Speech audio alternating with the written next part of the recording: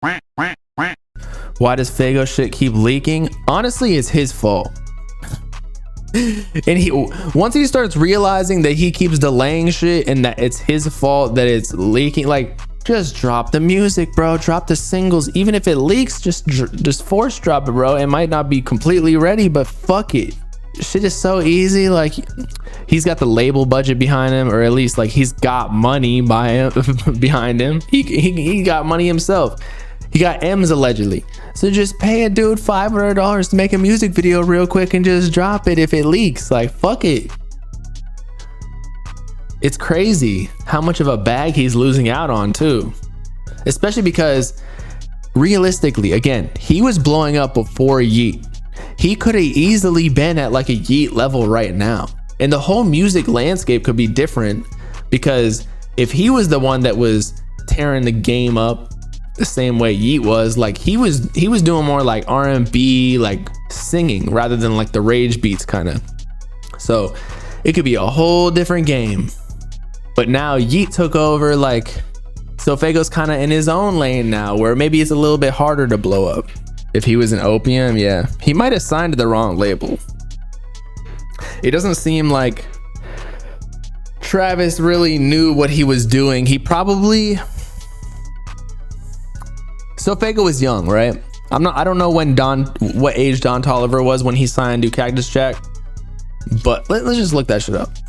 Like, how old is he? And he blew up, I want to say 2019. And I think his feature on Astroworld was in 2018. So look at this. Yeah, that totally makes sense. Don Toliver is 29 years old. So 2018 was 6 years ago. He was 23. Now, when Travis Scott put him on Astroworld, he's 23 years old. He's a grown man. He's still a young man, right? But like, he's more equipped to be able to handle it and be like, okay, I got to get my shit together. His business. I'm going to drop a tape, an album, whatever. Also, I think it was Travis Scott or one of his first artists. So he had his shit situated. But with SoFaygo, how old is SoFaygo? 22. Right now, though. So, when did he get signed? I want to say like 2020, maybe. Yeah, late 20.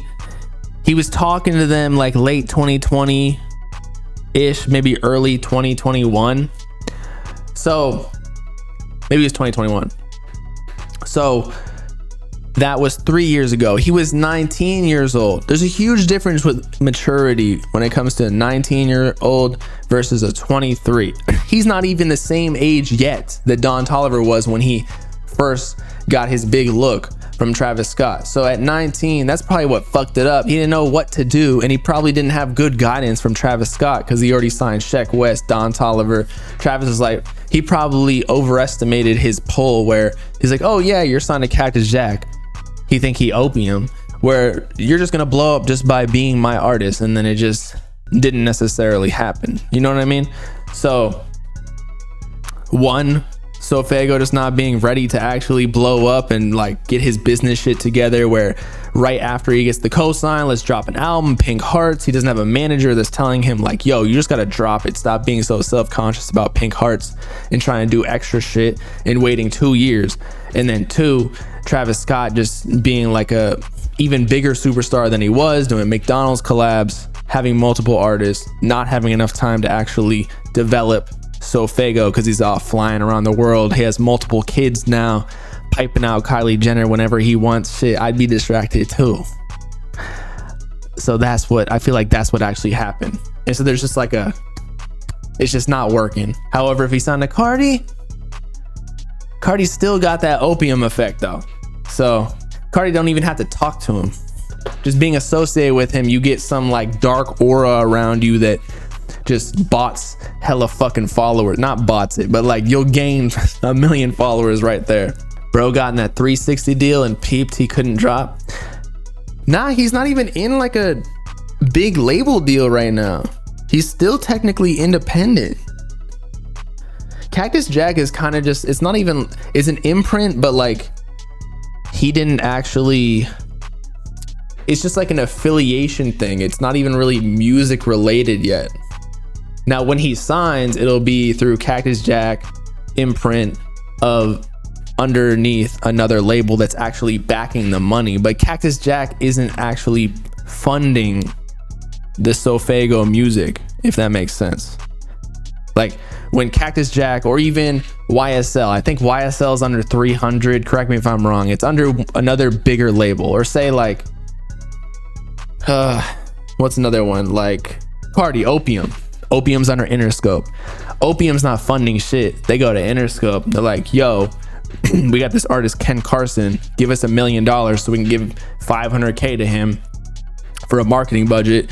They pocket some, and then they give the rest as an advance to Ken Carson, and then bada bing bada boom, Ken Carson blows up.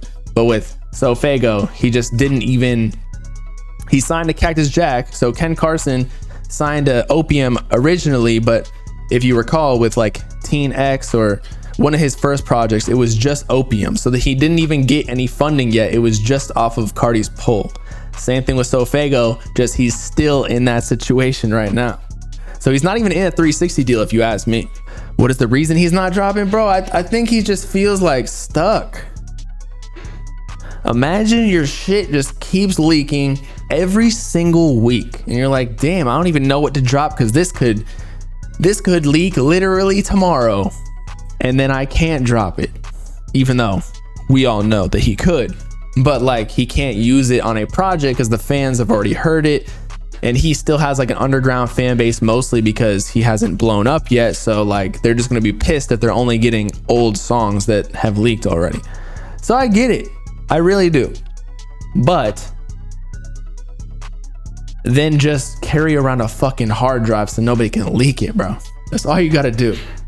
And make sure your engineers and producers are using their laptops, unless they're the ones who are selling the music.